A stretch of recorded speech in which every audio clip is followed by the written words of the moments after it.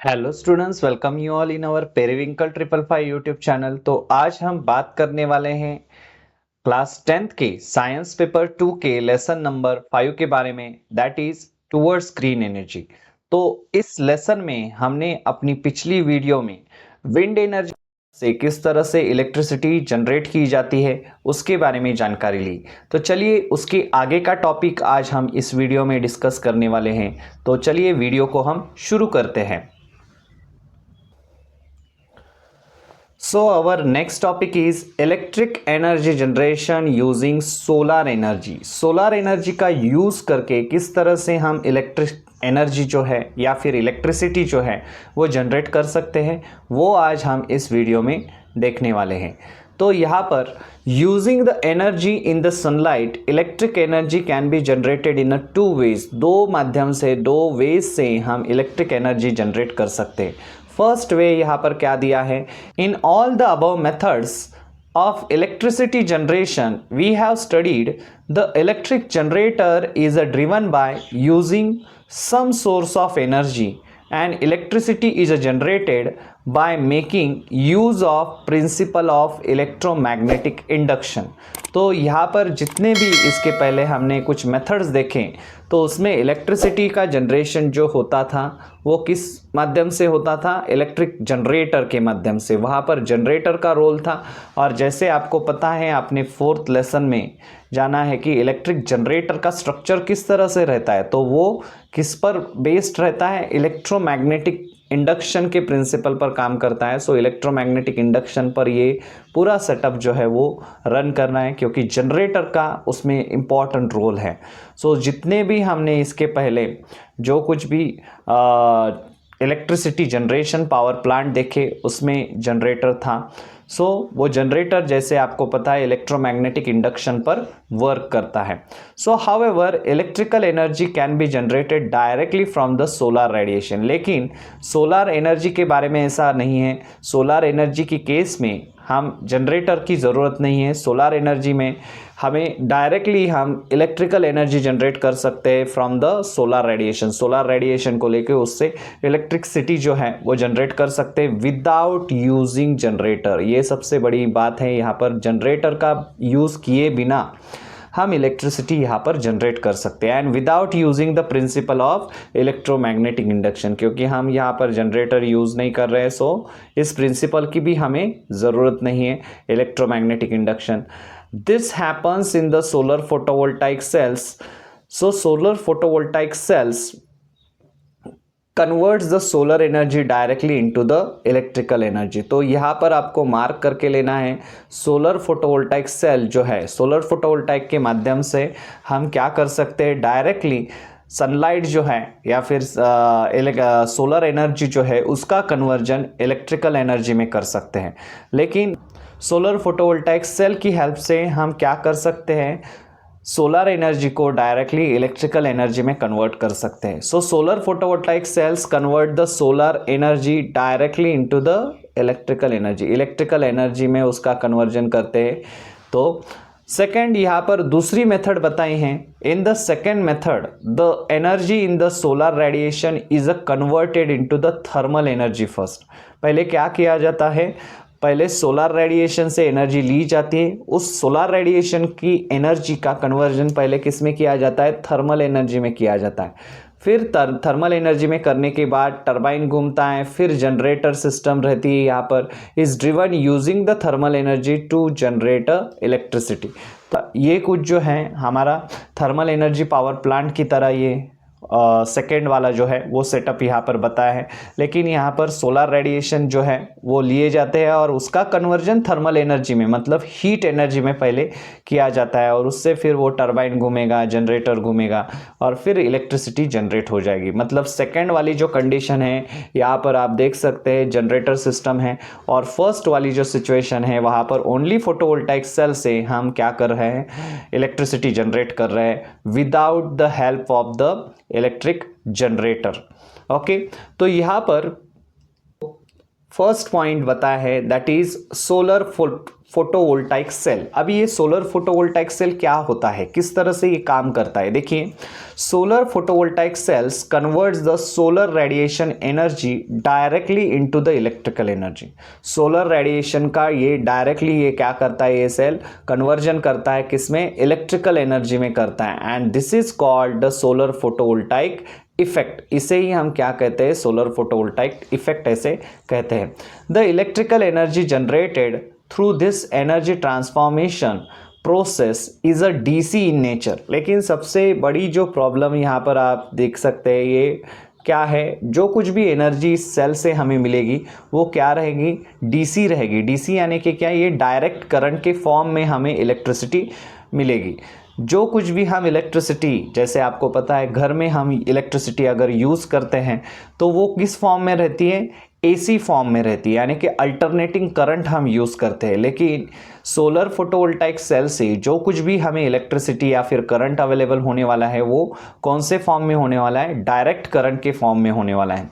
So these solar cells are made of a special type of material called a semiconductor. ये आपको लिखना है exam में, semiconductor की हेल्प से ये मटेरियल बनाया जाता है। दैट इज एग्जाम्पल आपको यहाँ पर दिया है सिलिकॉन। सिलिकॉन की हेल्प से ये स्पेशल टाइप का जो मटेरियल है, सोलर सेल जो है वो बनाया जाता है। A silicon solar cell of a dimension, अगर इसका डायमेंशन 1 सेंटीमीटर स्क्वायर, वो अगर इतना छोटा अगर सेल रहता है तो वो कितनी करंट प्रोड्यूस करता है, it produces about the current, it generates currents of about 30 milli ampere. 30 milli ampere का करंट जो है 1 सेंटीमीटर स्क्वायर वाला जो डायमेंशंस का सोलर सेल जो है वो प्रोड्यूस कर सकता है। द पोटेंशियल डिफरेंस अगर देखते हैं हम, पोटेंशियल डिफरेंस हमें उस केस में कितना मिलता है, 0.5 वोल्ट का पोटेंशियल मिलता है। दस the silicon solar cells of dimension 100 centimetre square. अभी यहाँ पर बड़ा हमने सिलिकॉन सेल लिया है 100 सेंटीमीटर स्क्वायर, तो 100 सेंटीमीटर स्क्वायर वाला जो सिलिकॉन सेल है वो कितना इलेक्ट्रिसिटी जो है करंट प्रोड्यूस करता है, तो it produces about the 3 ampere.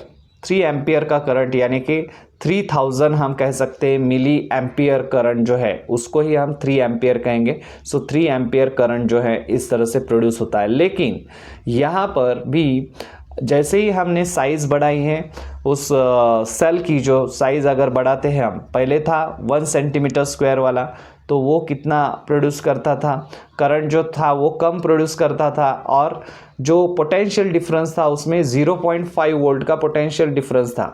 लेकिन इसमें ये हमने अगर साइज़ अगर हम बढ़ाते हैं उस सेल की, तो हमें करंट जो है, करंट बढ़ते हुए दिख रहा है यहाँ पर 3 एम्पियर का करंट तो मिल रहा है, लेकिन आपको पोटेंशियल डिफरेंस जो है वो potential difference again you are getting 0.5 volt. 0.5 volt का ही पोटेंशियल डिफरेंस हमें मिल रहा है। So remember that the potential difference available from the solar cell is independent of its area. Potential difference जितना भी अवेलेबल होता है सोलर सेल से, ये क्या रहता है, इंडिपेंडेंट रहता है उस एरिया पर।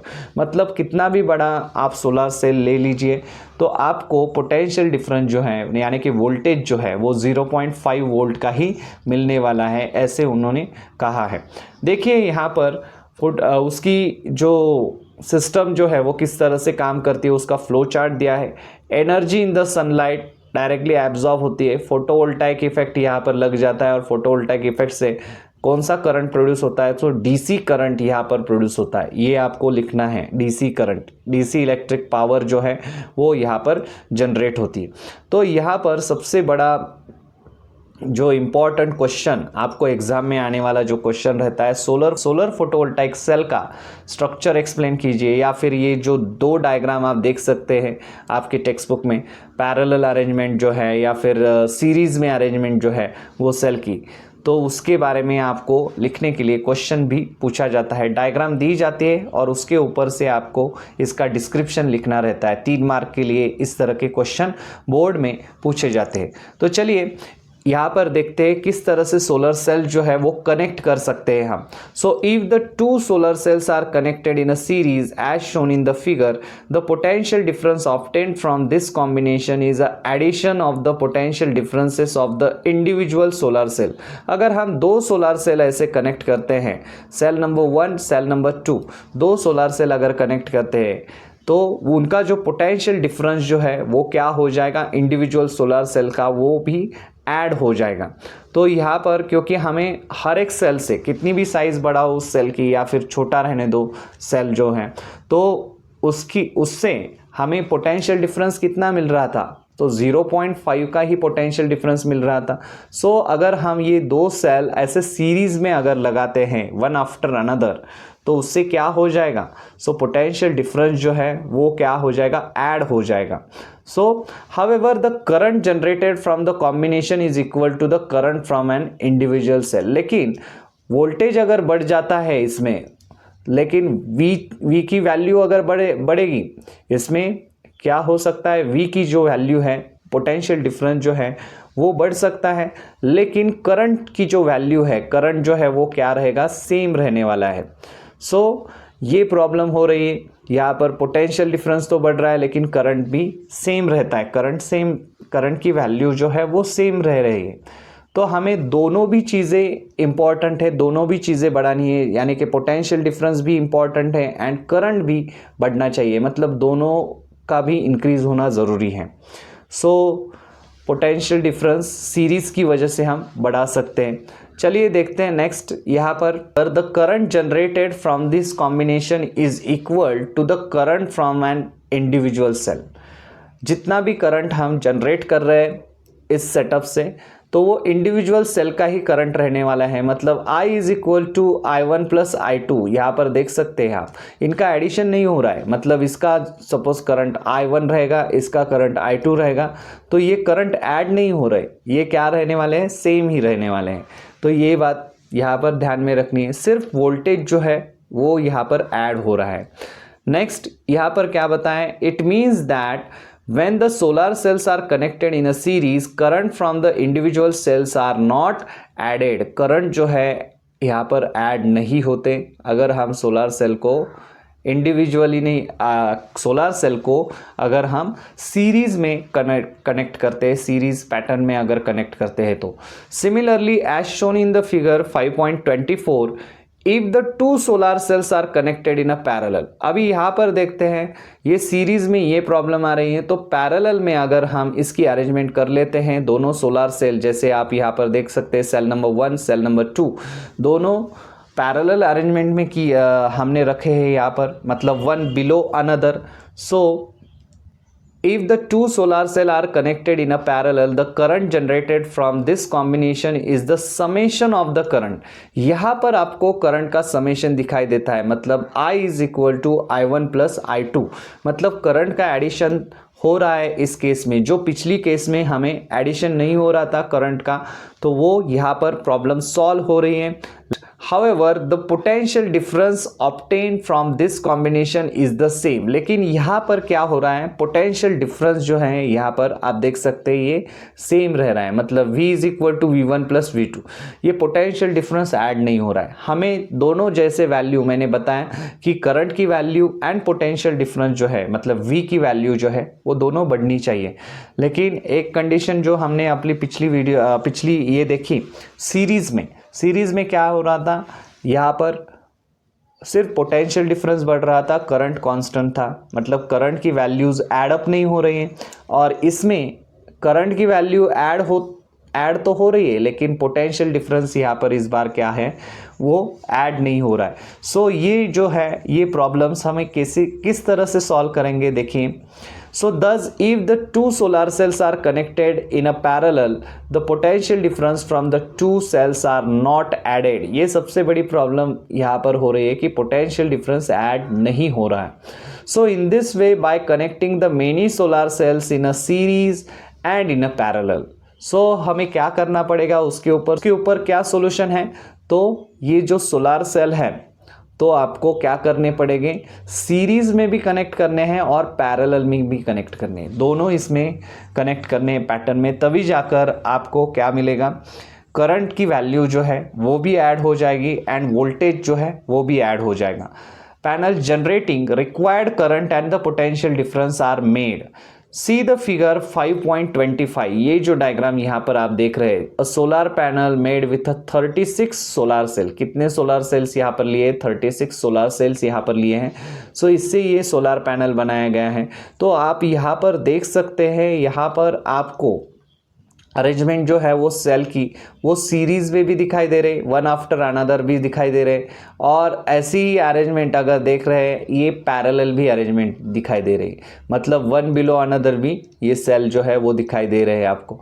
इस तरह से मतलब इसकी हमने क्या किए हैं, अरेंजमेंट किए। तो इससे क्या हो रहा है, अभी इससे क्या प्रॉब्लम हमारी सॉल्व हो सकती है, करंट की वैल्यू जो हमें इंक्रीज़ होनी चाहिए वो मिल सकती है, एंड वोल्टेज भी है हमारा क्या हो सकता है, इंक्रीज़ हो सकता है। तो देखिए यहाँ पर if the 36 solar cells each of a size, हर एक सेल की साइज कितनी है, 100 centimetre squares, are connected in a series in a solar panel. अगर ये सीरीज में हम ऐसे पहले कनेक्ट कर लेते हैं सोलर पैनल में, it will give potential difference. ये सीरीज के ऊपर के जो है वो इस सीरीज में कनेक्ट है, तो इनका पोटेंशियल डिफरेंस कितना मिलता है हमें, 18 वोल्ट का पोटेंशियल डिफरेंस हमें मिलता है इनसे।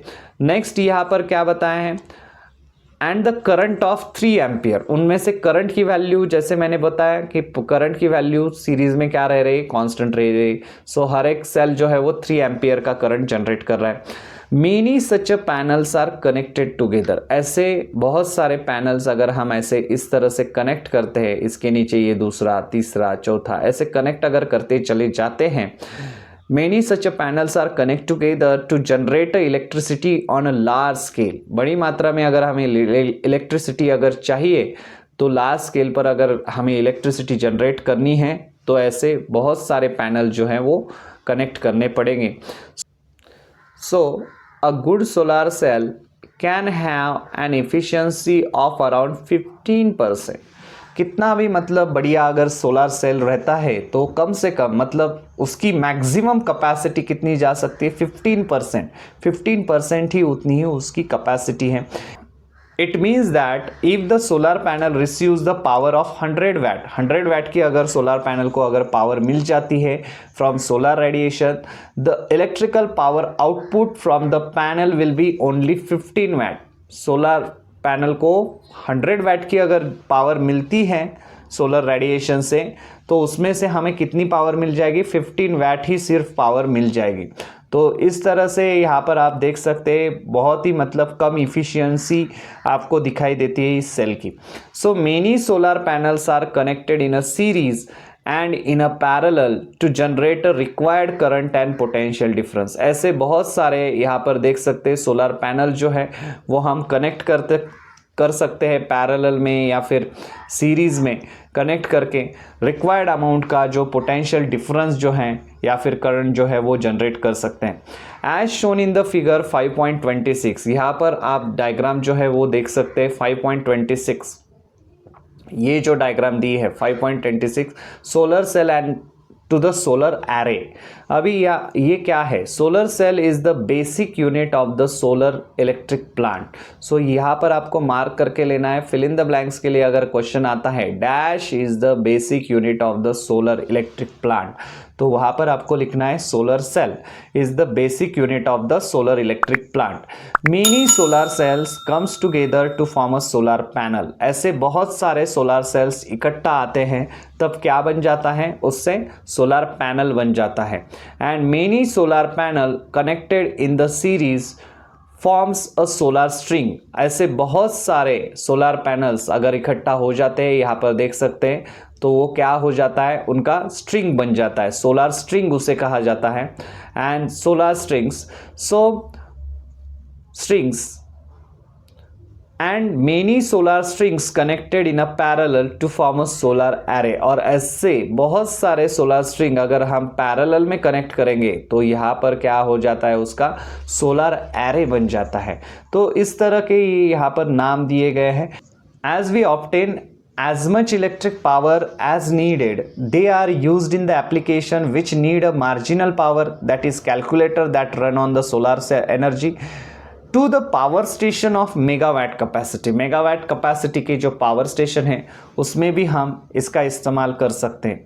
तो जो कुछ भी एप्लीकेशन है जहाँ पर कम पावर लगती है उनसे लेकर यहाँ पर जो एग्जाम्पल दिया है, कैलकुलेटर का एग्जाम्पल दिया है आपको जो सोलर एनर्जी पर रन होता है, तो उसमें बहुत ही कम पावर लगती है। और दूसरी तरफ आप देख सकते हैं ज़्यादा से ज़्यादा अगर पावर जो है पावर स्टेशन में मेगावाट कैपेसिटी में भी पावर इससे जनरेट कर सकते हैं अगर हम इस तरह का सेटअप जो है, स्ट्रिंग जो है, एरे जो है, वो अगर उसका पैनल जो है वो बनाते हैं, बहुत सारे पैनल्स ऐसे अरेंज करके हम उससे इलेक्ट्रिसिटी जो है वो जनरेट कर सकते हैं। चलिए देखते हैं नेक्स्ट पॉइंट। तो यहाँ पर क्या बताया है, जो कुछ भी हमें सोलर एनर्जी से पावर मिलती है वो कौन सी है, डीसी नेचर में है, मतलब डायरेक्ट करंट हमें मिलता है।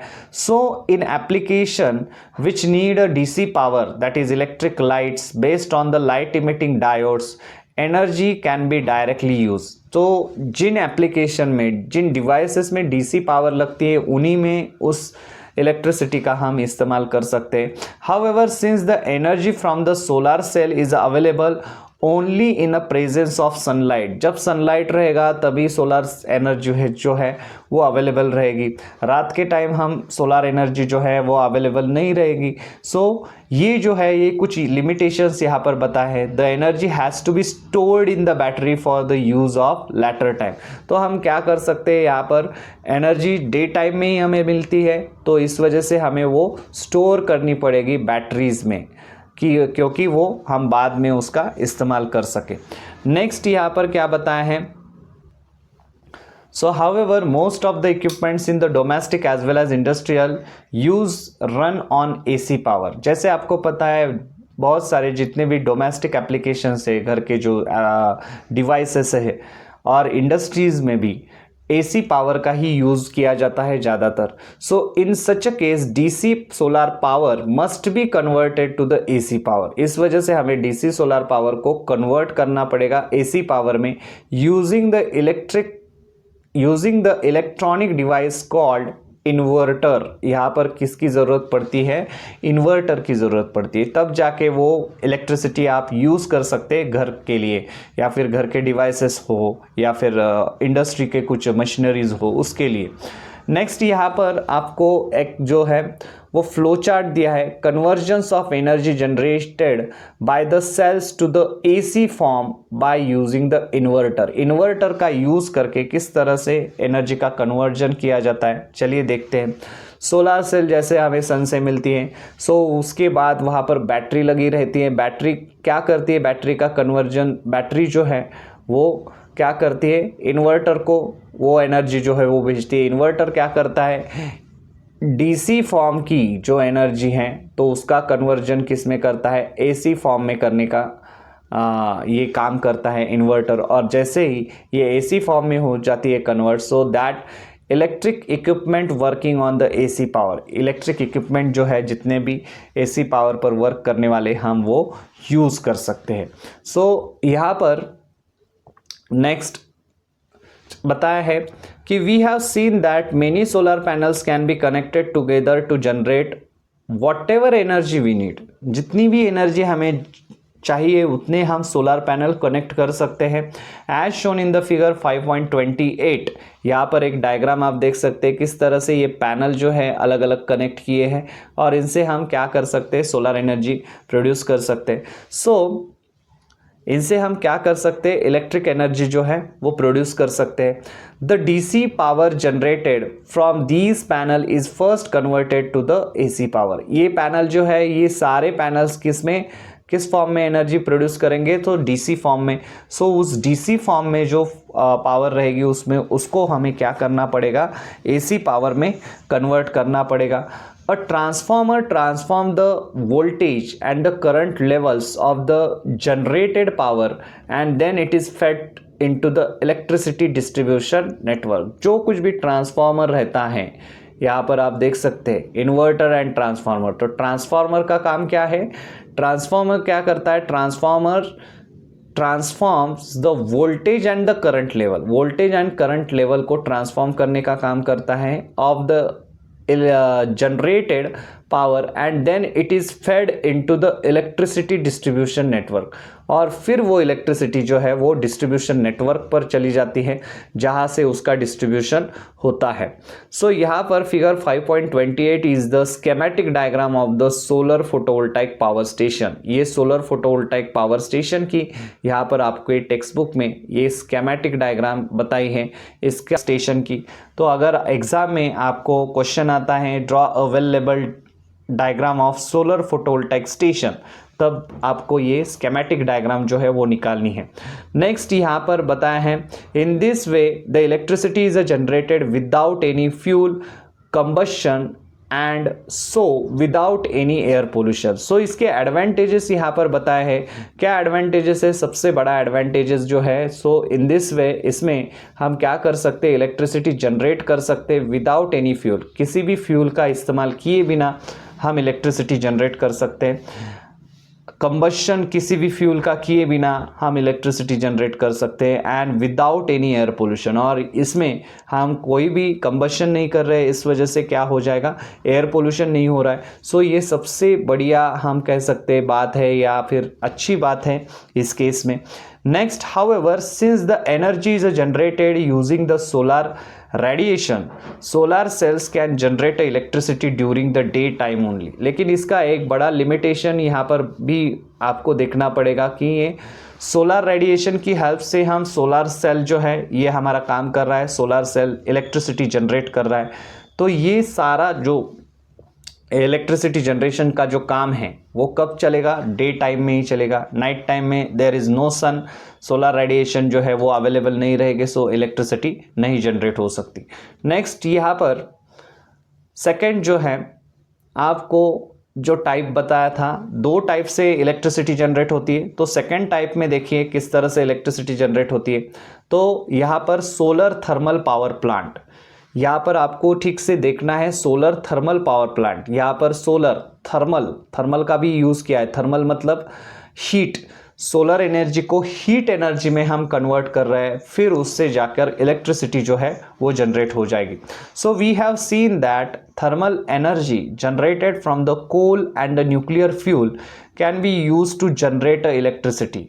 हमने यहाँ पर देखा है थर्मल एनर्जी जो है वो क्या यूज़ की जा सकती है, thermal energy generated from the coal से या फिर न्यूक्लियर फ्यूल से जो थर्मल एनर्जी जनरेट होती थी वो हम यूज़ करते थे इलेक्ट्रिक एनर्जी जनरेट करने के लिए। अब तक के जितने भी हमने पावर प्लांट देखे, सो थर्मल पावर प्लांट में तो कोल यूज़ करते थे और न्यूक्लियर पावर प्लांट में भी हम उसमें न्यूक्लियर एनर्जी का कन्वर्जन पहले थर्मल एनर्जी में करते थे और तब जाकर इलेक्ट्रिसिटी जनरेट होती थी।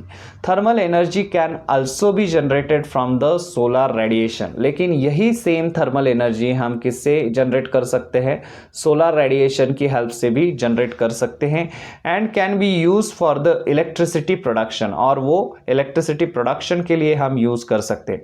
Different stages in such a solar thermal power plant are as shown in figure. अलग अलग स्टेजेस जो हैं यहाँ पर बताए हैं सोलर थर्मल पावर प्लांट के।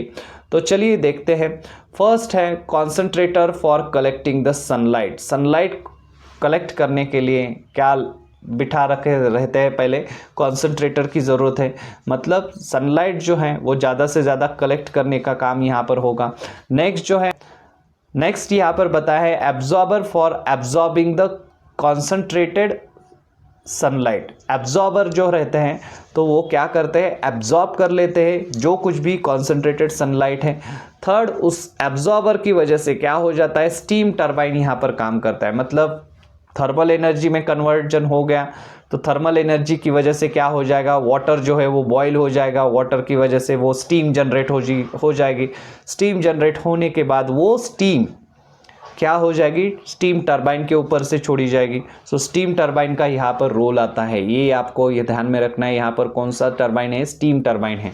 स्टीम टरबाइन जैसे ही रोटेट हो जाएगा सो इलेक्ट्रिक जनरेटर रोटेट हो जाएगा। इलेक्ट्रिक जनरेटर रोटेट होने के बाद इलेक्ट्रिक एनर्जी जो है वो प्रोड्यूस हो जाती है। तो इस तरह से डिफरेंट स्टेजेस जो है यहाँ पर सोलर थर्मल पावर प्लांट के यहाँ पर आपके टेक्स्ट बुक में बताए गए हैं।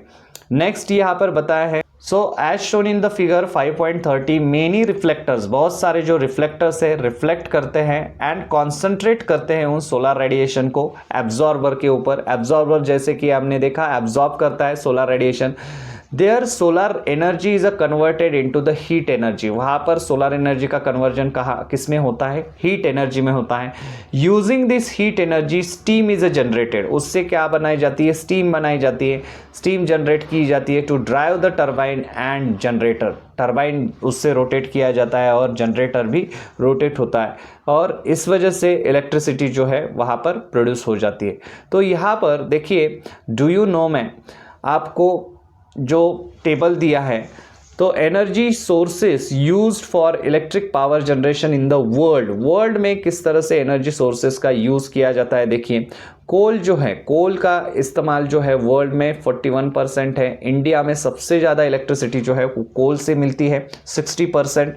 सेकेंड जो है नेचुरल गैस का वर्ल्ड में परसेंटेज कितना है, 15.7% इलेक्ट्रिसिटी का जनरेशन जो है वो इंडिया में अकेले देखने को मिल रहा है। तो इस तरह से हमने इस वीडियो में आज सोलर एनर्जी की हेल्प से किस तरह से सोलर एनर्जी की हेल्प से किस तरह से इलेक्ट्रिसिटी प्रोड्यूस की जाती है, किस तरह से सोलर फोटोवोल्टाइक का जो स्ट्रक्चर है उसके बारे में जाना और सोलर थर्मल पावर प्लांट के भी बारे में इस वीडियो में जानकारी ली। तो यहाँ पर हमारा lesson number 5 that is towards green energy finish हो गया है। ते हैं अपने नेक्स्ट वीडियो में एक और नए लेसन के साथ। तब तक के लिए चैनल को देखते रहिए, सीखते रहिए और अगर हमारे चैनल पर आप पहली बार आए हैं तो चैनल को सब्सक्राइब कीजिए और बेल आइकॉन को प्रेस करना ना भूलें। धन्यवाद।